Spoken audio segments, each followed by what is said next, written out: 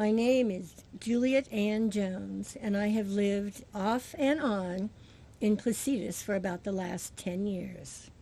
I went to college in 1965 with the voice of my mother, the gospel according to Mary, that the greatest gift you could give to a man was your virginity.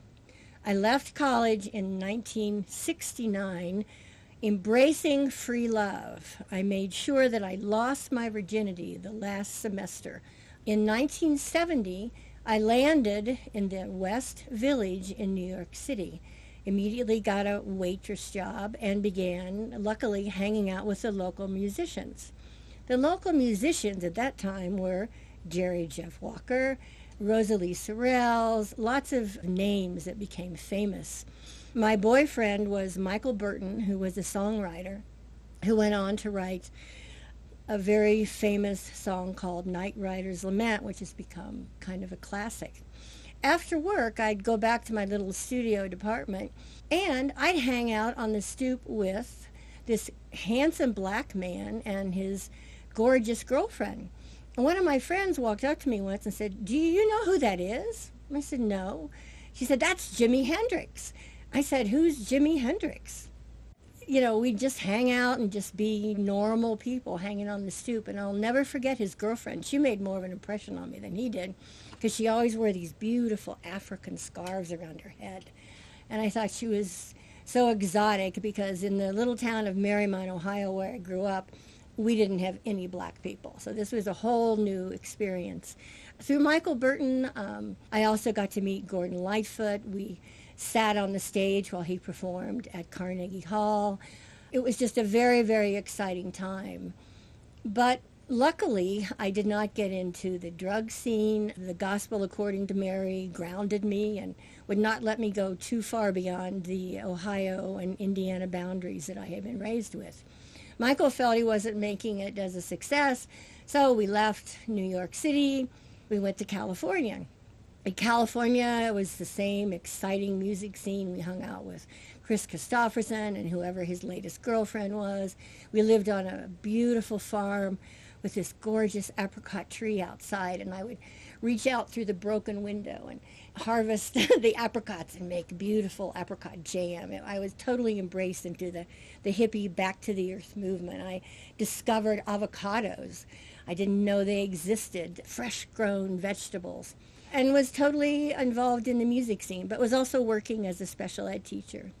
At that time, Michael felt he wasn't making it in California, so we climbed in our little Volkswagen and went to Nashville, Tennessee, and the year was 1973. Nashville was really a happening place. As I said, Chris Christopherson had just had a hit with me and Bobby McGee.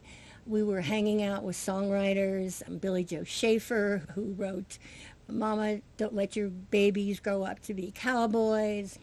But after about 5 years of working my little tail off and supporting kind of a deadbeat musician, even though he was writing songs, I began to get edgy, and we went to Aspen, Colorado. And it was like someone had taken my sunglasses. And light just flooded into my eyes. I'll never forget it. The bright snow and the husky dogs. And at that moment, I decided I am getting out of gray Nashville and I'm moving to Colorado. So we went back. I taught as a special ed teacher, and at night I worked as a Shoney's waitress. Saved every penny, got in my little blue Volkswagen, and drove to Colorado in the summer of 1975. I was walking down the street in Denver, and I saw a sign that said Ebbets Field. And being in the music industry as long as I had, I knew that was kind of a hot circuit club of the moment.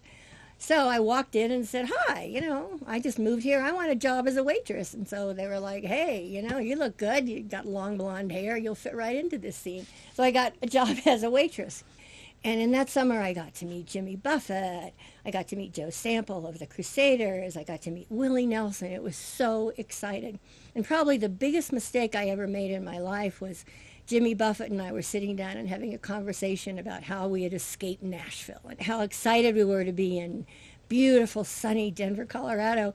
And he looked at me and said, "Hey, would you like to go up to my room and have some cocaine?" And I, being a little daughter of the gospel according to Mary, was horrified and said, "No, I don't want to go up to your room and have cocaine with you," because I'd seen all of these groupie style women coming and going, and none of the musicians remembered, and I was on a different level than them.